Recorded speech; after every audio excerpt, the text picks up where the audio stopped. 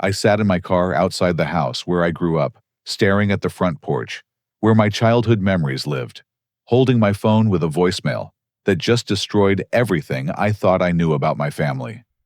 My mother's voice still echoed in my ears. "You're out, Alonzo. Don't come back. We're moving on without you." The words felt like ice water in my veins. 3 years since Dad died. 3 years of managing every dollar of our family's money, every business decision, every financial crisis, and this is how it ends. Over my girlfriend Emma. My phone buzzed with a text from Tyler, my older brother. "Did you get Mom's message?" I stared at our house, processing that my own family just threw me away. The whole mess started 2 nights ago, at what I thought was going to be a normal family dinner. I should have seen the warning signs when Mom asked me to come over without Emma claiming she wanted to talk family business. I walked into the dining room where Mom, Tyler, and my younger sister Madison were already seated, their faces wearing expressions I'd never seen before. Cold, determined, united against me. "Alonzo, we need to discuss your future with this family," Mom said, her voice carrying a formality that made my stomach clench. She looked different that night, wearing the black dress she only brought out for serious occasions, her gray hair pulled back in a way that made her seem like a stranger. Tyler leaned forward in his chair, his thick arms crossed over his chest. "We've been talking, and we all agree that Emma is bad for you. She's changing you, making you distant from us." I felt my jaw tighten. "Emma has been nothing but respectful to this family. She's never done anything to any of you." "She doesn't belong here," Madison chimed in quietly, not meeting my eyes. My 22-year-old sister had always been the peacekeeper, so hearing her join their attack felt like a punch to the gut. Mom placed her hands flat on the mahogany table, the same table where Dad used to help me with homework. "It's not just about her son. It's about you choosing her over your blood relatives.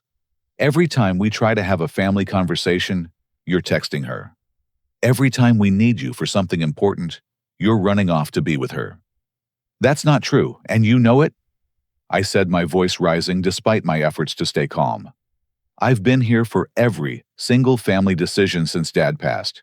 I've handled every financial crisis, every business problem, every emergency loan. When has Emma ever interfered with any of that?" Tyler slammed his palm on the table, making the water glasses jump. "That's exactly the problem, Alonzo. You think because you handle the money you can do whatever you want with your personal life. But this family comes first always." The irony wasn't lost on me. For 3 years, I'd been the one keeping our family afloat financially. After Dad died suddenly of a heart attack, Mom was completely overwhelmed by the complexity of his business dealings. The family trust fund worth $2.8 million. The commercial property downtown worth $1.6 million. That we were in the process of selling the investment portfolio. The business partnerships Dad had established, the family's stake in 3 restaurants through a partnership with Walter Morrison, our longtime family friend. Mom couldn't handle any of it. I was 25 when I took over everything, armed with my business degree and Dad's detailed notes about his financial strategies. I'd spent countless hours learning about estate management, tax implications, and investment strategies to make sure our family's future was secure. I had power of attorney for financial decisions because Mom had signed it over willingly, admitting she was hopeless with numbers and business. Now, sitting at that dinner table, I realized they'd somehow twisted my dedication into a weapon against me. "You want to talk about family loyalty?" I asked, looking directly at Mom. "I've spent the last 3 years of my life managing every cent of our money. I've made sure Tyler's business loan stayed current when he fell behind on payments. I've covered Madison's college expenses when her part-time job wasn't enough. I've maintained Dad's investment strategy so well that our portfolio has grown by 15% even in this economy." Mom's face hardened. "And we appreciate that, we truly do. But it doesn't give you the right to bring someone into our family who doesn't understand our values." "What values?" I demanded. "Emma has been nothing but kind to all of you. She helped Madison with her resume when she was looking for internships. She brought homemade meals when Tyler was recovering from his back surgery. She spent her own money on a beautiful flower arrangement for Dad's grave on the anniversary of his death. What exactly has she done wrong? Madison finally looked at me, her brown eyes filled with what looked like guilt. She just doesn't fit Alonzo. She's not from our background. Her family doesn't have money, and she works at that coffee shop downtown. People are starting to talk. I felt something cold settle in my chest. People are talking about what? About the fact that my girlfriend works for a living, instead of living off a trust fund. Don't be dramatic, Tyler snapped. This is about protecting our family's reputation and our future. Dad worked his whole life to build something for us, and we can't let someone from the outside come in and potentially destroy that. I looked around the table at the three people who were supposed to love me unconditionally, and I saw strangers. So, this is an ultimatum. Mom straightened her shoulders. We're asking you to choose Alonzo, your family, or this girl. If you choose her, then you're choosing to walk away from everything Dad built, everything we've shared together as a family. And if I choose Emma, then you're out, Tyler said bluntly. No more family dinners, no more family decisions, no more family business. You'll need to find your own way in the world. I sat there for a long moment processing the magnitude of what they were asking. They wanted me to abandon the woman I loved, the woman who'd stood by me through the hardest years of my life after Dad's death, the woman who understood me better than anyone in the world. I need time to think, I said finally. Mom shook her head. We've given you months to see reason about this relationship. We need an answer tonight. That's when I realized this wasn't a spontaneous conversation. They'd planned this ambush, probably rehearsed it. The unified front, the prepared arguments, the ultimatum. They'd been plotting against me. I stood up slowly, looking at each of their faces one more time. If you're asking me to choose between the woman I love and people who would manipulate me with threats and ultimatums, then my choice is simple. I walked toward the front door, and Mom's voice followed me. If you walk out that door, Alonzo, don't bother coming back. We'll manage our finances ourselves from now on. That's when I knew they had no idea what they were really saying. They thought I was just some accountant they could replace, not understanding that I wasn't just managing their money. I was their lifeline to financial stability, and they were about to cut their own rope. The next morning I woke up to that voicemail from Mom, her voice cold and final. You made your choice, Alonzo. Pack your things and get them out of our house. You have until tonight. Don't come back. We're moving on without you. But when I drove to the house to collect my belongings, I discovered they'd already changed the locks. My clothes books and personal items were stuffed into garbage bags on the front porch, like I was some deadbeat tenant being evicted. They hadn't just kicked me out emotionally. They'd physically removed me from the only home I'd ever known. Standing there, looking at those garbage bags, something shifted inside me. They'd crossed a line that couldn't be uncrossed. But what they didn't know was that this morning before that family dinner, I'd felt their growing resentment and had prepared for exactly this scenario. All the crucial financial documents were already safely stored in my apartment. All the account passwords had been updated with additional security protocols. The family's financial future was still completely in my hands, and they'd just declared war on the wrong person. I loaded my belongings into my car and drove away from my childhood home for what I knew would be the last time as a member of that family. They wanted to move on without me, but they were about to discover that I was way ahead of them. I pulled into the parking lot of Emma's apartment complex, my car loaded with garbage bags full of my former life. Instead of feeling angry or devastated, I felt something unexpected relief. Like a weight I'd been carrying for years had finally been lifted from my shoulders. Emma was waiting for me at her door, having received my text about what happened. Her long auburn hair was pulled back in a messy bun, and she was wearing the oversized university sweatshirt that made her look younger than her 26 years. When she saw my face, her green eyes filled with concern. Alonzo, I'm so sorry. This is all because of me. I set down the bags and pulled her into my arms. No, Emma. This is because of them. They showed me who they really are, and honestly, I should thank them for it." She pulled back to study my face. "You seem eerily calm for someone who just got disowned by his entire family." I helped her carry the bags inside her cozy one-bedroom apartment, with its mismatched furniture and plants on every windowsill. I've been expecting this since Dad's funeral, if I'm being honest. The family dynamic completely changed when he died, and it's only gotten worse. We sat on her secondhand couch, and I explained everything that had happened at the dinner and afterward. Emma listened without interruption, occasionally squeezing my hand when the story got particularly painful. "The truth is," I continued, "they never valued me as a person. They only valued what I could do for them financially. Dad's death left them feeling powerless, and instead of learning to manage their own affairs, they became completely dependent on me.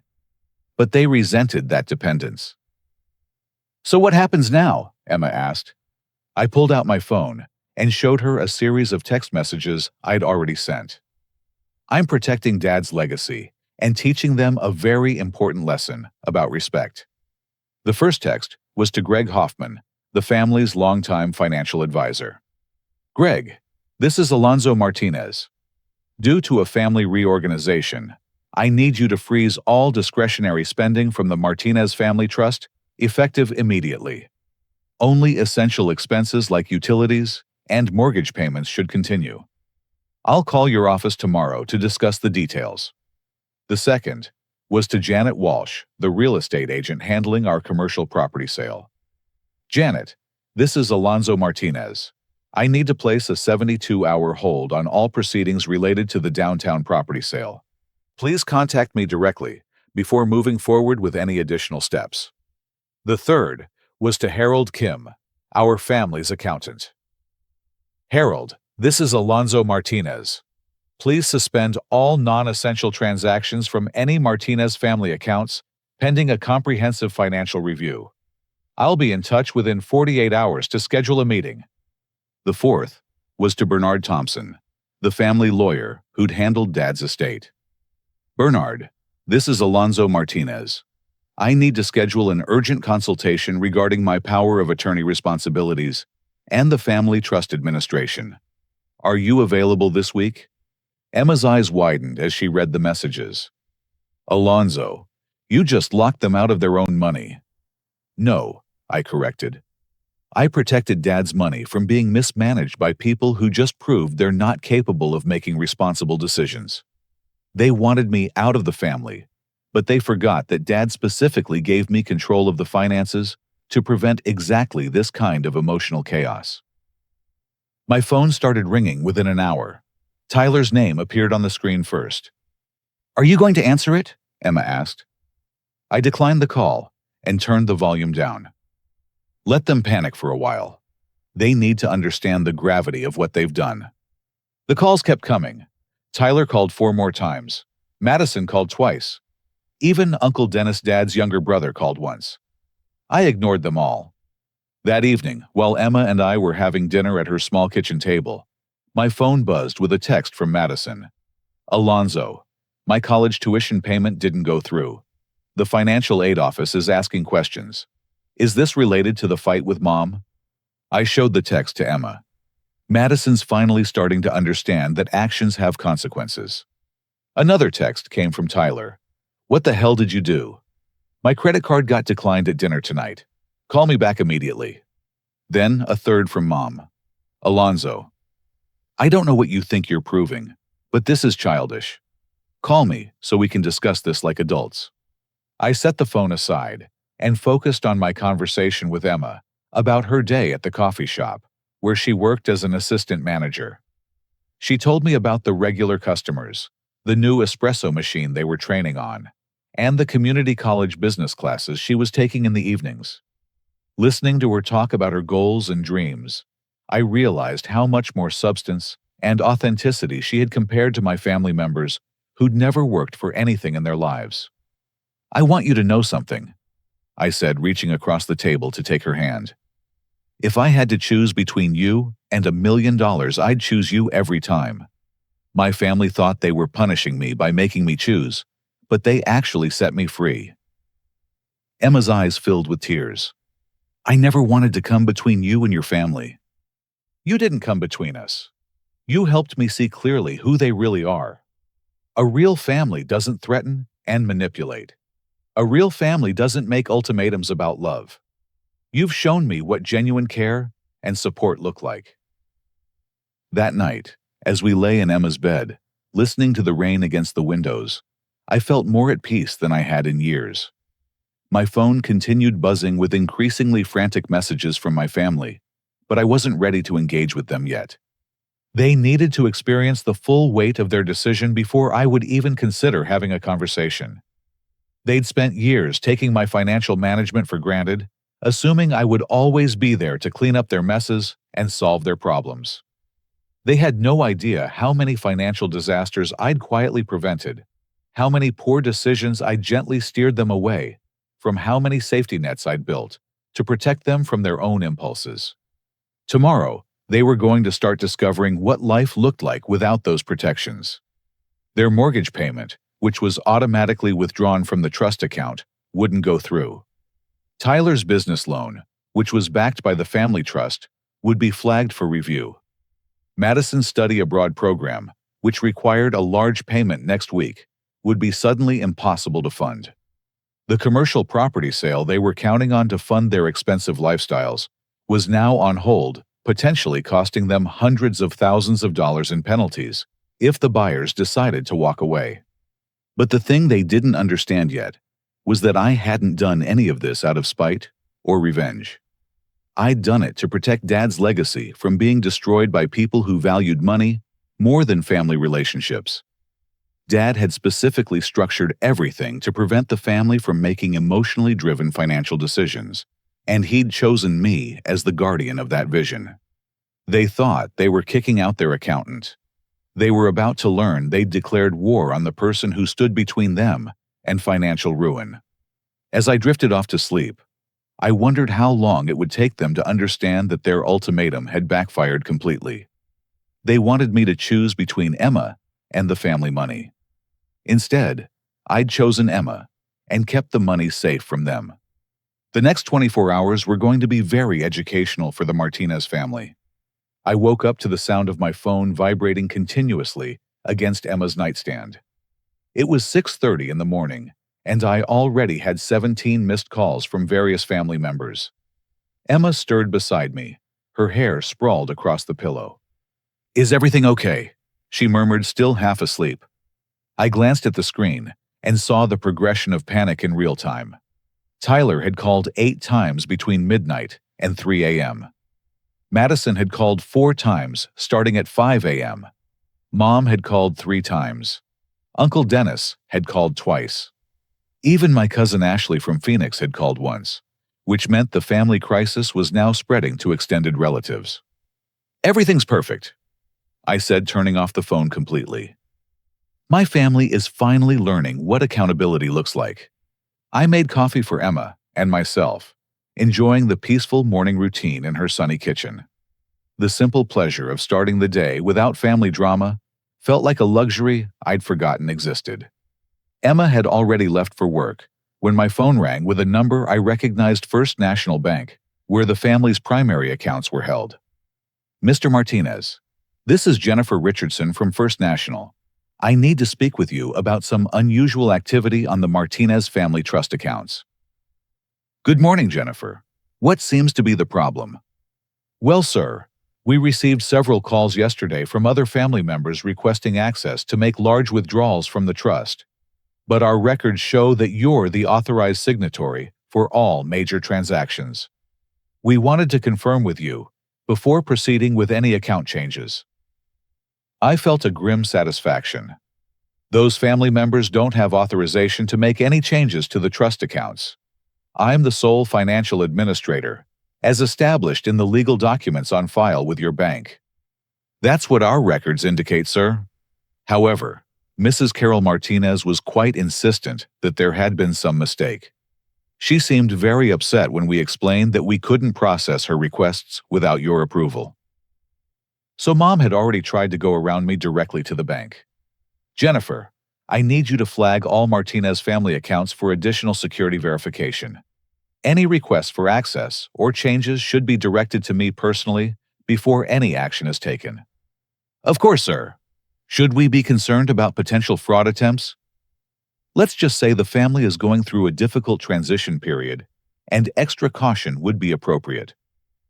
After hanging up with the bank, I called Janet Walsh, our real estate agent, to check on the commercial property situation. Alonzo, thank goodness you called, Janet said, her voice tight with stress. The buyers are threatening to pull out of the deal entirely. They're saying the 72-hour hold you requested is a breach of contract, and they want to invoke the penalty clause. What would that penalty be exactly? $250,000 payable by your family immediately. The buyers also have grounds to sue for additional damages if they can prove financial losses from the delay. I felt a cold knot forming in my stomach. I'd intended to protect the family's interests, not create a massive financial liability. How much time do we have to resolve this? They want a decision by end of business today, or they're walking away and demanding the penalty payment. I'll get back to you within 2 hours, I promised.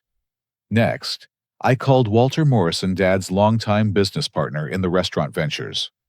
Walter was a 62-year-old former Marine who'd never minced words about anything. Alonzo, what in the hell is going on with your family's finances? He demanded without preamble. My accountant is telling me that a major investment payment from your trust didn't come through this week. That payment is required under our partnership agreement, or I have grounds to dissolve our joint ownership of the restaurants. My stomach dropped. Walter, I wasn't aware that payment was scheduled. I put a temporary hold on non-essential transactions while we deal with a family situation. Non-essential. Walter's voice rose. Son, that payment covers operational costs for 3 restaurants. Without it, I'm looking at potential closure of the downtown grill by next week.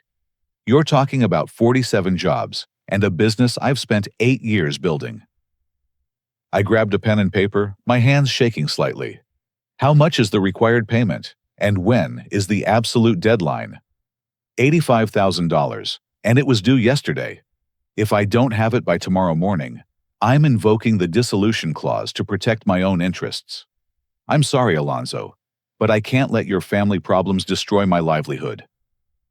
After ending that call, I sat in Emma's kitchen trying to process the magnitude of what I'd unleashed. My intention to teach my family a lesson about respect and financial responsibility was rapidly turning into a disaster that could cost us hundreds of thousands of dollars and destroy business relationships Dad had spent decades building. My phone buzzed with a text from Madison. Alonzo, please call me. I'm sitting in the financial aid office and they're saying my tuition payment bounced. If I can't pay by tomorrow, they're dropping me from all my classes. I'm supposed to graduate in 6 months. Then, another from Tyler. My business loan payment didn't go through. The bank is calling it a default. They want the full balance of $47,000 immediately, or they're starting foreclosure proceedings on my shop. The third was from Mom. Alonzo, our mortgage payment was rejected. The bank is saying there are insufficient funds in our account. This is our home. Please stop this madness and call me.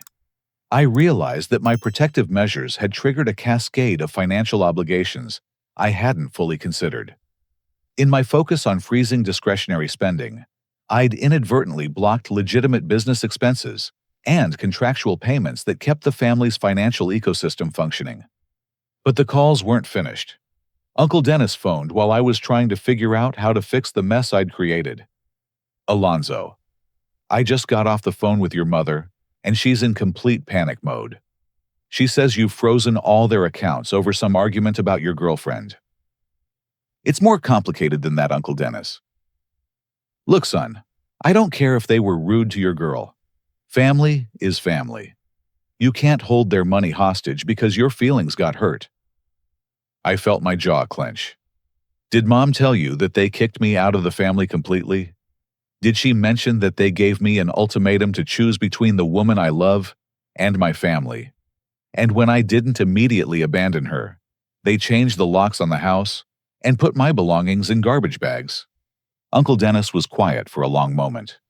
She didn't mention those details, no. Dad gave me power of attorney because he trusted me to protect the family's financial interests. I'm trying to do exactly that, but it's hard when the family is making decisions based on emotions rather than logic. Okay, I hear what you're saying. But right now, Madison is about to get kicked out of college, Tyler might lose his business, and Carol could lose the house. Whatever point you're trying to make, you've made it. Now fix this before it destroys everything your father worked for. After Uncle Dennis hung up, I sat alone in Emma's apartment trying to figure out how to untangle the financial web I'd created. My phone showed 44 missed calls and dozens of text messages from family members, business partners, and service providers trying to understand why payments weren't going through. That's when my phone rang, with a number I didn't recognize. Mr. Martinez, this is Agent Sarah Chen from the Financial Crimes Unit of the Treasury Department. We need to speak with you immediately about some suspicious transaction patterns we've detected in accounts under your management. My blood ran cold. I'm sorry, what kind of suspicious patterns? Sir, we've identified multiple large cash movements through online gaming platforms that appear to be connected to accounts you oversee. Can you come in for questioning this afternoon? I gripped the phone tighter. Agent Chen, I have no knowledge of any gambling-related transactions. I think there might be some mistake. Mr. Martinez, the transactions total over $200,000 over the past 6 months, and they all trace back to accounts where you're listed as the financial administrator. We need to discuss this in person. As I hung up the phone, I realized that my family's betrayal was just the beginning of a nightmare I never could have imagined. Somewhere in the chaos of the family finances, I'd been managing someone had been moving money through gambling sites. The only family member with any gambling history was Tyler, but the amounts Agent Chen mentioned were staggering. I was about to discover that the family crisis I'd been trying to manage was actually covering up something much darker and more dangerous. I sat in the sterile conference room at the Treasury Department building, across from Agent Sarah Chen and her partner, Agent Michael Rodriguez. The walls were bare, except for official government photos, and the fluorescent lighting made everything look cold and institutional. Mr. Martinez, Agent Chen began opening a thick file folder. We're investigating what appears to be a sophisticated money laundering operation using online gambling platforms. Your name is on several accounts that have been flagged for suspicious activity. Agent Rodriguez slid a stack of papers across the table. These are transaction records showing money being moved from the Martinez Family Trust into various online gaming sites, then withdrawn to different accounts, and eventually deposited back into your family's business accounts. The pattern suggests someone was trying to obscure the source of large cash amounts. I studied the documents, my hands trembling slightly. The transactions showed Tyler's name as the account holder on the gambling sites, but the money was coming from accounts I managed. Agent Chen, I had no knowledge of these transactions. I've never authorized any money to be used for gambling purposes. The problem, Mr. Martinez, is that you're the financial administrator of record for all these accounts. Legally, you're responsible for any money that flows through them, whether you personally authorized each transaction or not. Agent Rodriguez leaned forward. We've been tracking this activity for 4 months.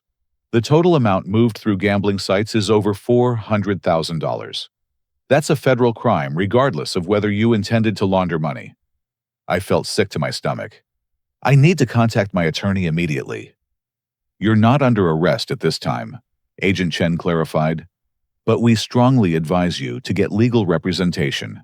We also need you to provide all financial records related to these accounts, going back 2 years. The meeting lasted 3 hours. By the time I left the building, I understood that Tyler's gambling addiction was far worse than anyone in the family knew, and his activities had potentially implicated me in federal crimes. The agents made it clear that my cooperation would be essential in determining whether I was a victim or a participant in the money laundering scheme. I drove directly to the law office of Hamilton & Associates, where the family had worked with attorney Bernard Thompson for over a decade. Bernard was a tall, silver-haired man in his early 60s who'd handled Dad's will and estate planning. Alonzo. "I've been expecting your call," Bernard said as I sat down in his mahogany-paneled office. "Your mother contacted me yesterday, demanding that I help her revoke your power of attorney immediately." "Based on what grounds?"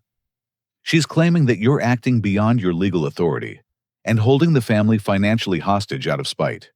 She wants to argue that you're not acting in the family's best interests." I explained the federal investigation to Bernard, watching his expression grow increasingly grave. "This changes everything," he said finally. "If there's a federal money laundering investigation, your power of attorney is actually protecting you legally. It proves you had legitimate authority to manage those accounts, which supports your claim that you didn't know about the gambling transactions. But the family is still threatening to challenge my authority." Bernard rubbed his temples. "I received a call this morning from another attorney, Sharon Kovac, who says she's been hired by your family to contest your power of attorney. She's filing an emergency petition, claiming you're financially abusing your mother and siblings." "That's insane. I've been trying to protect their money from being stolen." "I believe you, Alonzo, but the timing is problematic.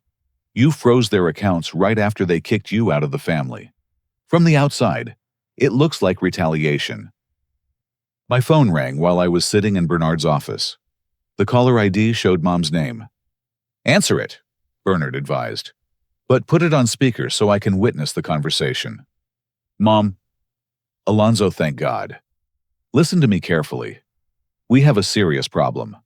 The bank called me this morning about some kind of federal investigation involving our accounts. They're asking questions about gambling transactions that I don't understand." "What did Tyler do?" I looked at Bernard, who nodded for me to continue. "Mom, I just spent 3 hours with federal agents discussing the same thing. Tyler has been moving hundreds of thousands of dollars through online gambling sites, using money from accounts I manage. That's impossible.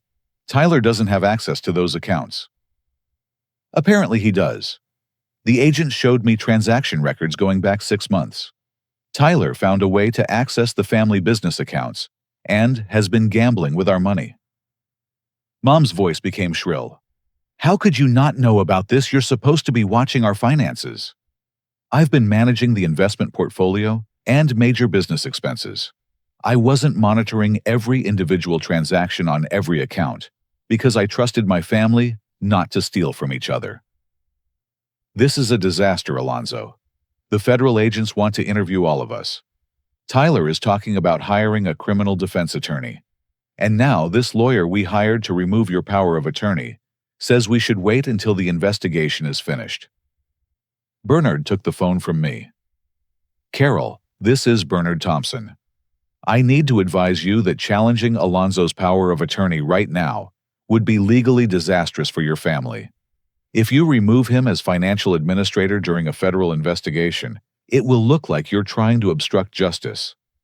"But Bernard, he's locked us out of our own money over a personal argument." "No, Carol. He's protected your money from being stolen by Tyler. Without Alonzo's actions yesterday, Tyler might have gambled away your entire trust fund before you even knew what was happening." After the call ended, Bernard and I spent another hour developing a legal strategy. The plan was to cooperate fully with the federal investigation while documenting Tyler's unauthorized access to family accounts. We would also need to postpone any major financial decisions until the money laundering investigation was completed. "There's something else you need to know," Bernard said, as I was preparing to leave. "I received another call today from Walter Morrison. He's threatening to dissolve the restaurant partnership if his payment doesn't come through by tomorrow morning. If he follows through, your family could lose your ownership stakes in 3 profitable businesses." I felt overwhelmed by the cascade of legal and financial crises. How do I fix all of this without violating the federal investigation or making the money laundering case worse? Very carefully. I'm going to contact the federal agents and explain that you need to make certain payments to prevent legitimate business relationships from collapsing. With their approval, we can unfreeze specific transactions while maintaining the overall protection of the accounts. That evening, I sat in Emma's apartment trying to process everything that had happened. My family's attempt to kick me out over my relationship had uncovered a federal crime that could send Tyler to prison and destroy everything Dad had built. My phone buzzed with a text from Madison. "Alonzo, Tyler just told me about the gambling thing. I had no idea. I'm so sorry for supporting Mom and Tyler against you. You were trying to protect us, and I didn't understand." Another text came from Uncle Dennis. "I owe you an apology. Carol just explained about Tyler's gambling. You did the right thing by freezing those accounts. Thank you for saving our family from financial ruin." But the text that shocked me most came from Mom. "Alonzo, I made a terrible mistake. Tyler confessed everything tonight. He's been gambling away our money for months and hiding it from all of us. You saved us. Please come home. We need to fix this together." I stared at my phone, realizing that my family's crisis had reached a turning point. They finally understood that I hadn't been acting out of spite or revenge.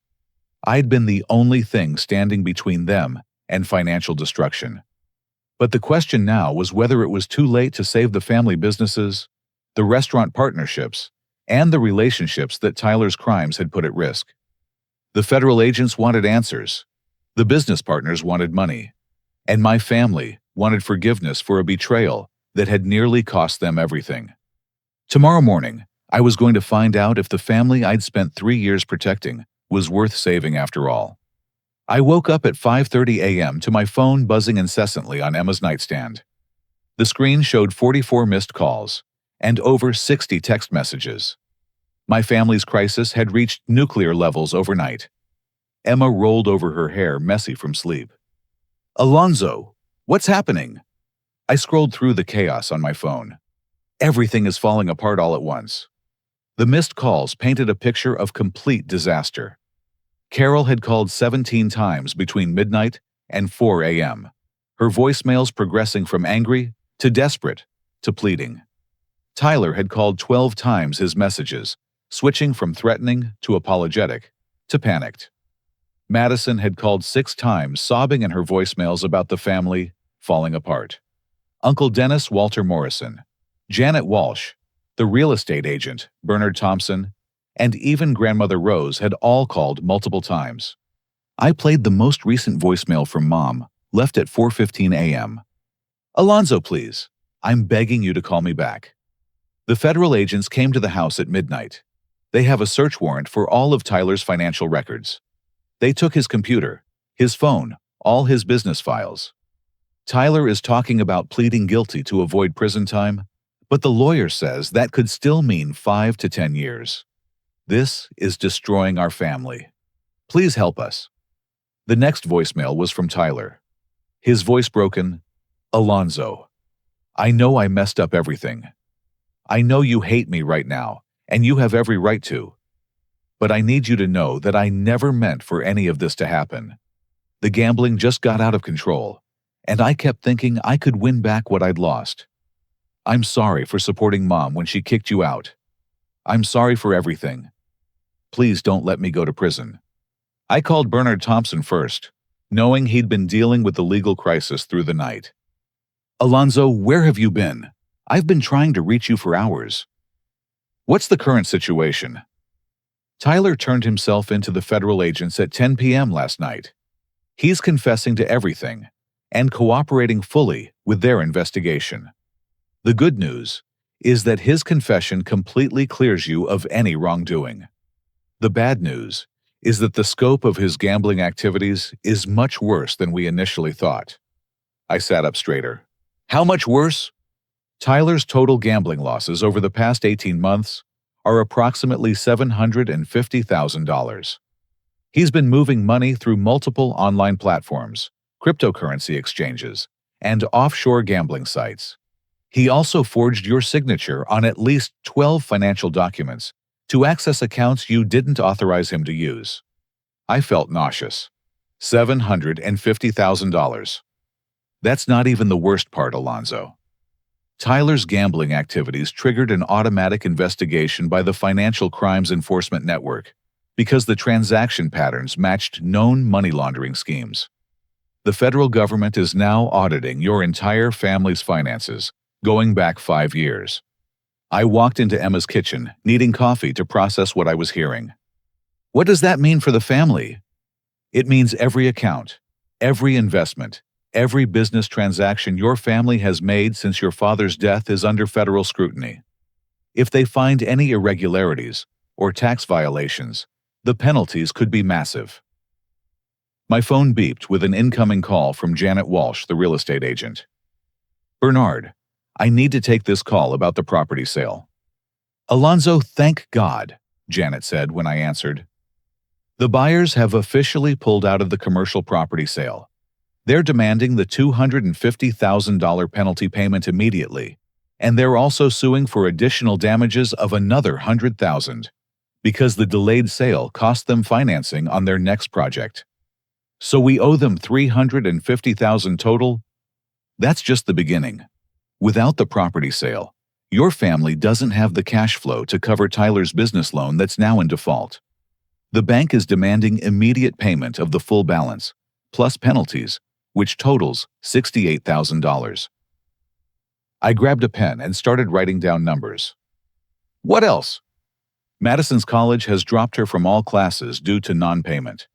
To reinstate her, you'd need to pay not just this semester's tuition, but also a late penalty fee. That's another $34,000. I hung up with Janet and immediately called Walter Morrison about the restaurant partnership. Alonzo, I'm sorry, but I can't wait any longer, Walter said without preamble. I filed the dissolution papers this morning. The partnership agreement clearly states that missed payments constitute breach of contract, and I have to protect my own interests. Walter, if you dissolve the partnership now, my family loses our ownership stakes in all 3 restaurants. That's our biggest source of ongoing income. Son, I understand that, but Tyler's federal investigation has put me in an impossible position. My business insurance company is threatening to cancel my policies if I remain in partnership with someone under federal investigation for money laundering. I can't risk 47 jobs and my life's work because your brother made bad decisions. The restaurant partnership had been generating about $15,000 per month in passive income for the family. Losing that would make it virtually impossible to maintain their current lifestyle or pay the mounting legal bills. I called Mom to get her perspective on the crisis.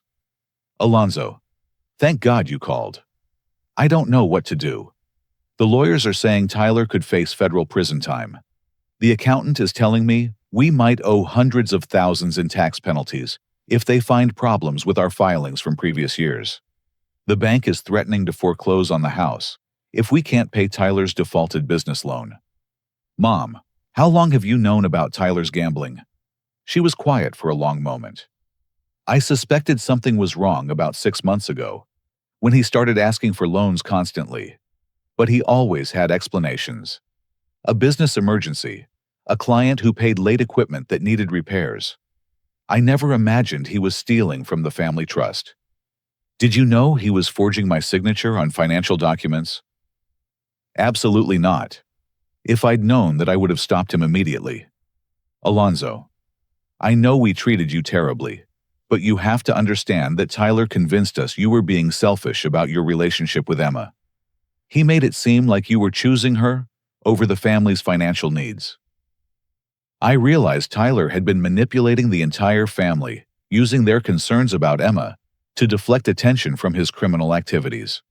By positioning me as the problem he'd bought himself, months of additional time to gamble with their money. My phone buzzed with a call from Grandmother Rosedad's 86-year-old mother, who lived in a retirement community about an hour away. Alonzo, dear, I just heard about this terrible situation with Tyler. I'm driving over to talk to your family this afternoon. Grandma Rose, you shouldn't be driving. Let me come pick you up. Nonsense. I've been driving for 68 years. But I need you to know something important. Your grandfather and I put aside some money years ago in case the family ever faced a real emergency. It's not a lot, but it might help with some of the immediate bills. Grandma, you don't need to do that. Young man, your father was my son, and this family is going to survive this crisis. But there are going to be some changes. I'm calling a family meeting for tonight, and I expect everyone to be there, including Emma. Emma, that poor girl has been blamed for problems she didn't create. It's time your family apologized to her properly and welcomed her into this family the way they should have from the beginning. After hanging up with Grandmother Rose, I sat in Emma's kitchen trying to process the magnitude of the financial disaster Tyler had created. The family was facing over $1 million in penalties, lawsuits, and defaulted loans. Tyler was facing federal prison time. The family's main sources of income were either frozen due to the investigation or lost due to dissolved partnerships. But for the first time since this crisis began, I felt a glimmer of hope. My family finally understood that I'd been trying to protect them, not hurt them. They were ready to accept Emma as part of the family, and Grandmother Rose was coming to help sort out the mess. The question now was whether there was enough left to save. By 6 p.m. that evening, the entire family was gathered in the living room of my childhood home for what Grandmother Rose had called an emergency family meeting. The atmosphere was tense, but different from the hostile dinner just 4 days earlier. Tyler sat in the corner chair looking haggard and defeated, his hands shaking slightly, from what I assumed was withdrawal from both gambling and the stress of potential federal charges. Madison sat on the couch with red-rimmed eyes, clutching a box of tissues. Mom paced by the fireplace, wearing the same clothes she'd had on yesterday, her usually perfect appearance disheveled. Uncle Dennis had driven down from Sacramento to attend the meeting, his face grim. Emma sat beside me on the love seat, her hand resting supportively on my arm. She'd been nervous about attending, but I'd convinced her that this was about the future of our relationship with my family, and she needed to be part of whatever happened next. Grandmother Rose sat in Dad's old recliner, her small frame somehow commanding the attention of everyone in the room. At 86, she still possessed the sharp mind and strong will that had helped her survive the Great Depression and raise 5 children as a military wife. Before anyone says a word, Grandmother Rose began her voice, carrying the authority of someone who'd lived through real hardship. I want everyone in this room to understand something. Your father and grandfather would be deeply ashamed of how this family has behaved toward Alonzo. Tyler started to speak, but Grandmother Rose held up her hand. Tyler, you will remain silent until I give you permission to talk. You've done enough damage with your words and actions. She turned to Mom. Carol, you allowed jealousy and fear to cloud your judgment.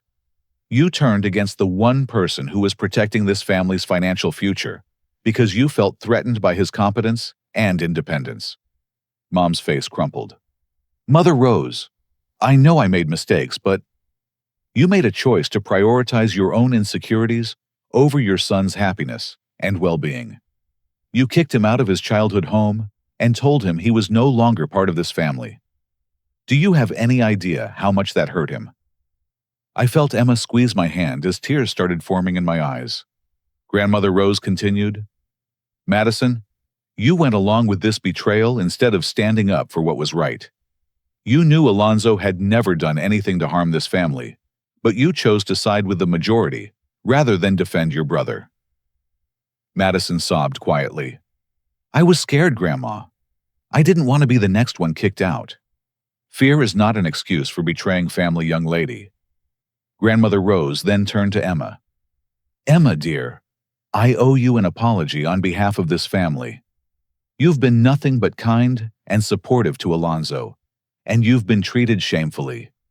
I hope you can find it in your heart to forgive us. Emma's voice was soft but steady. I appreciate that, Mrs. Martinez. I never wanted to cause problems for this family. You didn't cause any problems, sweetheart. You helped reveal problems that already existed. Finally, Grandmother Rose looked directly at Tyler. Tyler, you are a thief and a liar who nearly destroyed everything your father worked his entire life to build. You stole from your own family, and then manipulated them into blaming Alonzo for the consequences of your crimes. Do you have anything to say for yourself? Tyler's voice was barely audible. I'm sorry. I know that's not enough, but I'm sorry for everything. I started gambling online during the pandemic when my business was slow, and it just spiraled out of control. Every time I lost money, I convinced myself I could win it back if I just played a little more. I never meant for it to go this far. How did you access the family accounts without Alonzo's knowledge? Uncle Dennis asked. Tyler looked ashamed. I found some of Dad's old financial documents in the basement after he died. They had account numbers and passwords that Alonzo hadn't changed yet. I also watched him enter passwords on his laptop a few times when he was helping me with my business taxes. I memorized them and used them later. And the forged signatures Grandmother Rose pressed. I practiced copying Alonzo's signature until I could do it perfectly. I forged his name on loan applications, account transfers, anything I needed to access more money. I told myself it was just borrowing and that I'd pay it all back when I won. Mom collapsed onto the couch beside Madison. Tyler, how could you let us blame Alonzo when you knew what you were doing? Because I was desperate and scared. When you started having problems with Alonzo's relationship, I saw an opportunity to deflect attention from my activities. I encouraged your concerns about Emma because I needed you focused on something other than the family finances. I felt a cold rage building inside me. So, you deliberately sabotaged my relationship with the family to cover up your crimes? Tyler finally met my eyes. Yes. And I know that makes me even worse than a thief. I'm a manipulator who destroyed his own family to avoid taking responsibility for his actions. Grandmother Rose reached into her purse and pulled out a folded document. I've been preparing for this conversation since I heard about the crisis yesterday. This is a promissory note for $200,000 from my personal savings account. It's my contribution toward paying off the immediate debts that Tyler's gambling has created. Everyone in the room stared at her in shock. Grandma, we can't accept that, I said. That's probably most of your life savings. Alonzo, your grandfather, and I saved that money specifically for family emergencies. This qualifies as the biggest emergency our family has ever faced. Uncle Dennis pulled out his phone. I've also been making some calls today. I spoke with Walter Morrison this afternoon, and he's agreed to suspend the partnership dissolution for 30 days if the family can pay the missed investment immediately and agree to new oversight terms. What kind of oversight terms? I asked. Walter wants an independent financial auditor to review all partnership transactions monthly. He also wants your family's ownership percentage reduced from 40% to 25% as a penalty for the contract breach. It was a substantial loss, but maintaining any ownership in the profitable restaurants was better than losing everything. Mom stood up and walked over to Emma. Emma, I owe you a personal apology. I treated you terribly because I was threatened by how much Alonzo loves you. You're clearly a wonderful person, and you make him happy. I should have welcomed you into our family from the beginning. Emma stood up and hugged Mom, both of them crying. I forgive you, Carol. I know this has been an incredibly difficult time for everyone. Madison joined the hug. I'm so sorry, Emma. I was wrong to go along with Mom and Tyler. You've always been sweet to me, and I should have stood up for you and Alonzo. Tyler remained in his chair looking lost. What happens to me now? Bernard Thompson, who'd been quietly observing from the dining room doorway, stepped forward. Tyler, the federal prosecutors are offering a plea bargain. If you plead guilty to the money laundering charges and agree to pay full restitution, they'll recommend a sentence of 18 to 24 months in minimum security federal prison. And if I don't take the plea, you risk a trial where you could face 5 to 10 years if convicted on all charges. Grandmother Rose looked at Tyler with a mixture of sadness and determination. Tyler, you're going to take the plea bargain, serve your time, and then work for the rest of your life to pay back every penny you stole from this family. When you get out of prison, you're going to prove that you've learned from this experience. But what about my business, my apartment, my life? Your business is forfeit to pay your debts. Your apartment will be sold to contribute to restitution. Your old life is over, Tyler. The question is, what kind of person you choose to become when you start your new life. I stood up and walked over to Tyler. Despite everything he'd done, he was still my brother. Tyler, I'll visit you in prison. I'll help you rebuild your life when you get out. But you have to understand that things will never be the same between us. Trust has to be earned back, and that's going to take years. Tyler broke down, completely sobbing as the full weight of his actions finally hit him. I'm so sorry, Alonzo. I destroyed everything. Our relationship, the family dad's legacy. I don't know how to make it right. You make it right by taking responsibility, serving your time, and spending the rest of your life proving you've changed. That's the only path forward. Grandmother Rose stood up slowly, her meeting clearly coming to an end. This family will survive this crisis, but only if we learn from it. Alonzo, you're going to continue managing the family finances because you're the only one who's demonstrated the competence and integrity required for that responsibility. Carol, you're going to get a job and start contributing financially instead of just consuming.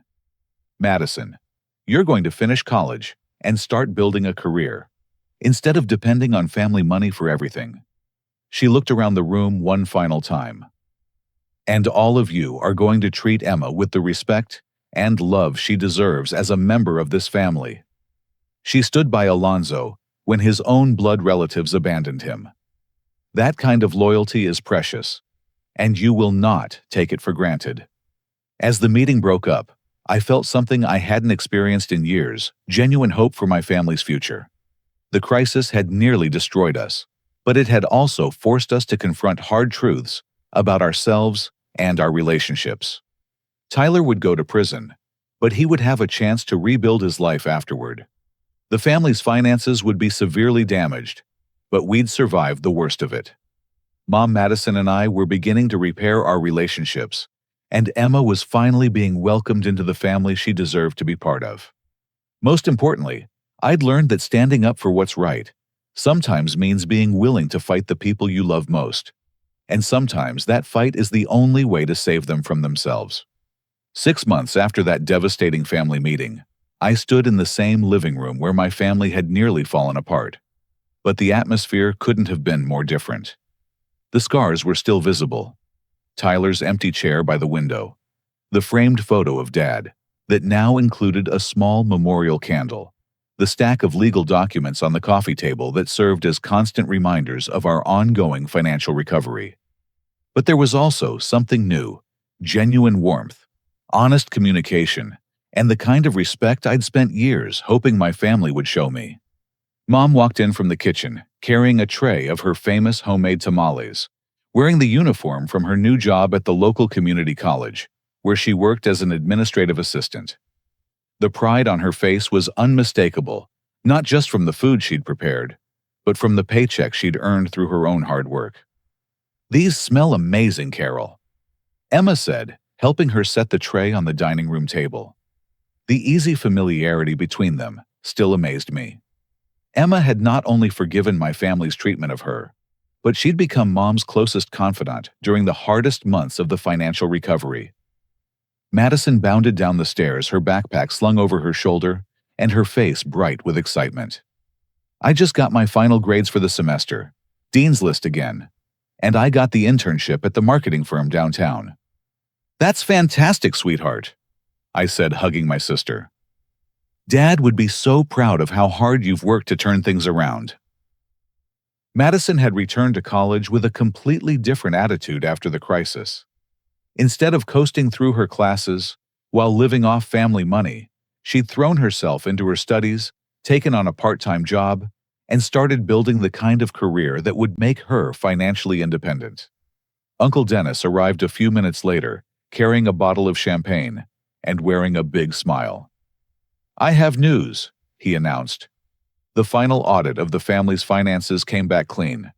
The federal investigators have officially concluded that Tyler was acting alone, and there are no additional tax penalties or legal issues for the rest of the family.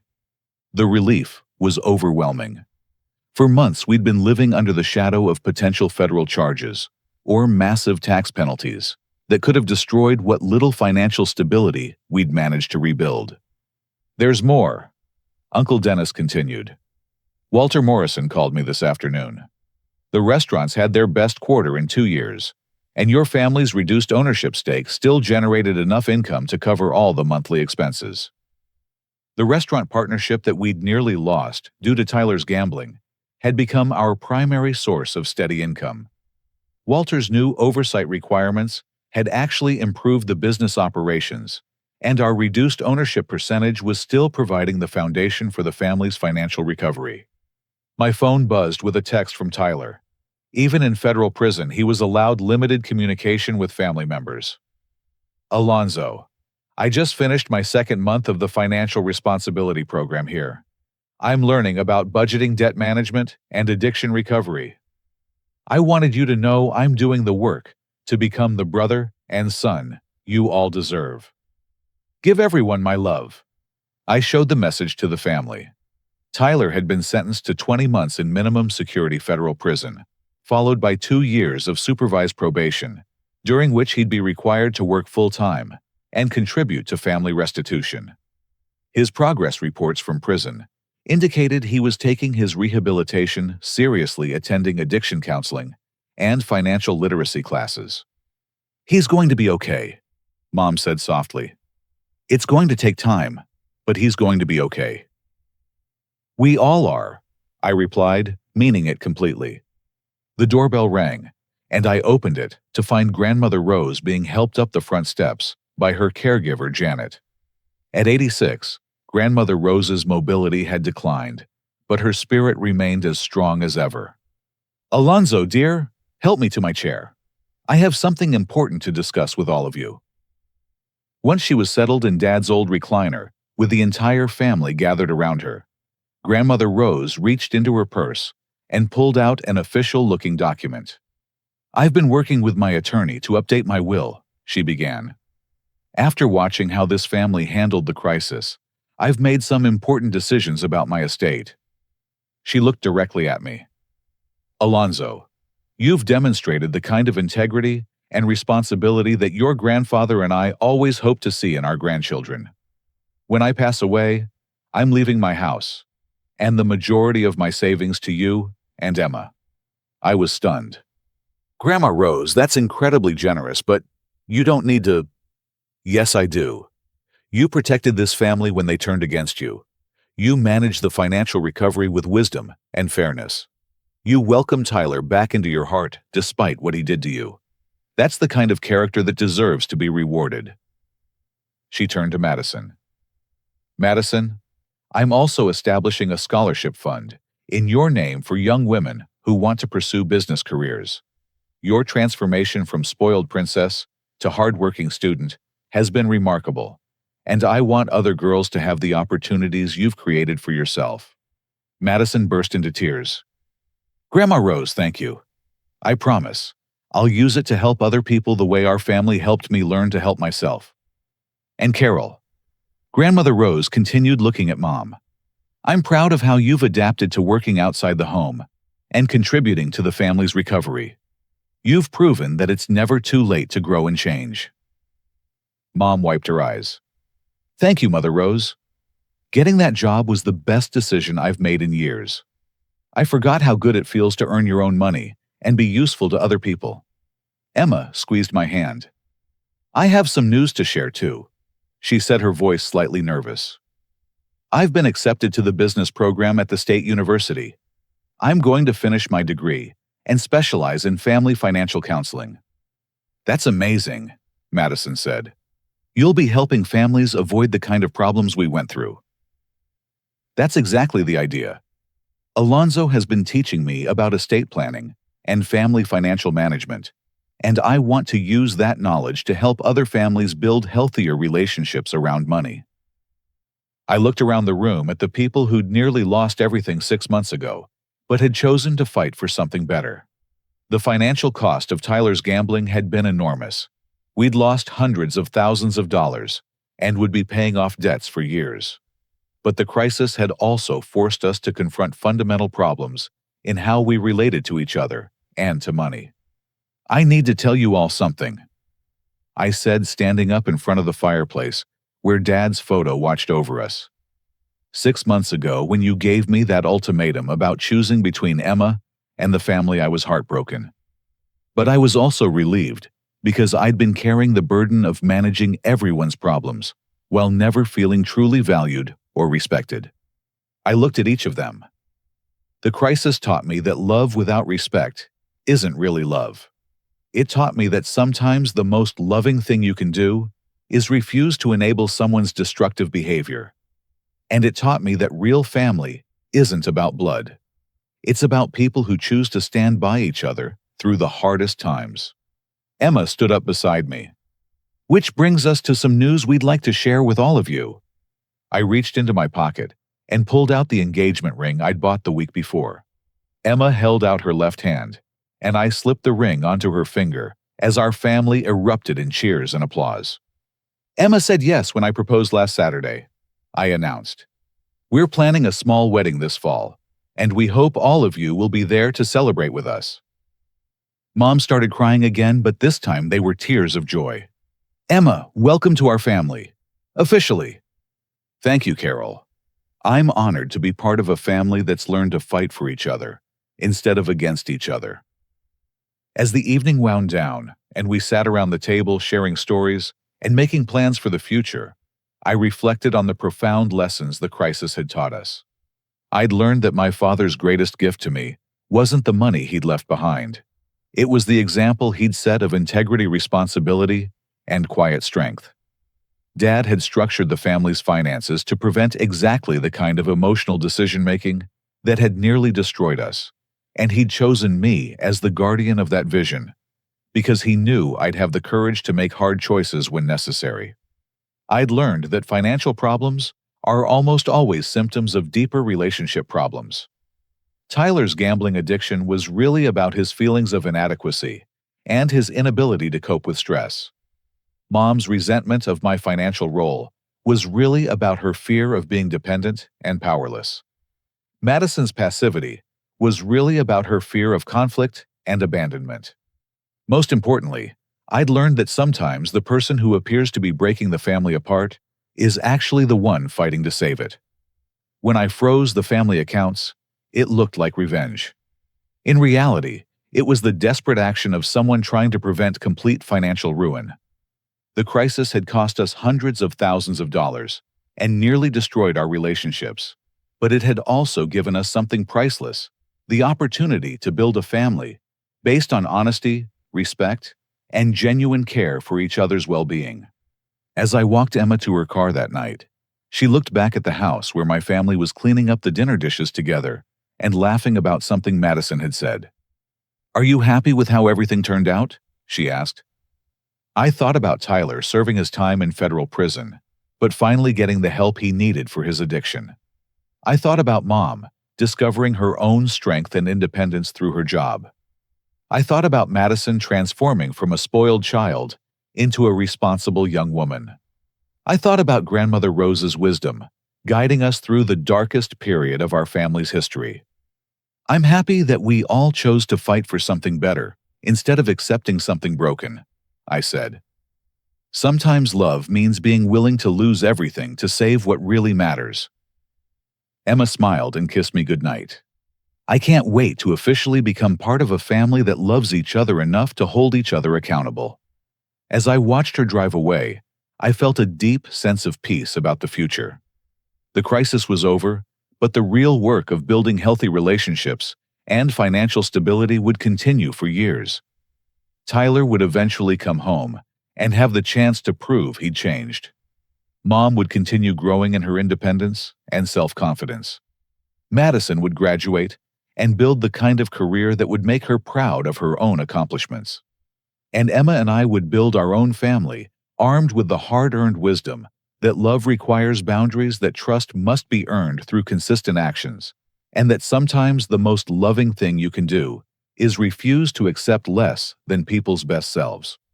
Standing in the driveway of my childhood home, I finally understood what Dad had been preparing me for all those years ago, when he taught me about responsibility and integrity. He'd known that someday I might have to choose between keeping the peace and doing what was right, and he'd raised me to have the courage to make the hard choice. The Martinez family had survived its greatest crisis, not by avoiding conflict, but by working through it with honesty and determination. We'd learned that real strength comes not from pretending problems don't exist, but from facing them head-on with love and accountability. That's the kind of family I wanted to build with Emma, and thanks to the painful lessons of the past year, I finally knew how to do it. Have you ever faced a situation where standing up for what's right put you at odds with the people closest to you? Sometimes, the hardest battles we fight are with the people we love most, but those battles can also lead to the strongest relationships we'll ever have. I'd love to hear about your experiences with family conflicts and how they shaped your understanding of loyalty and love. Please share your thoughts in the comments, and if this story resonated with you, consider giving it a like and subscribing for more stories about overcoming life's most challenging moments. Thank you for taking this journey with me, and remember that sometimes the greatest act of love is refusing to enable someone's self-destruction.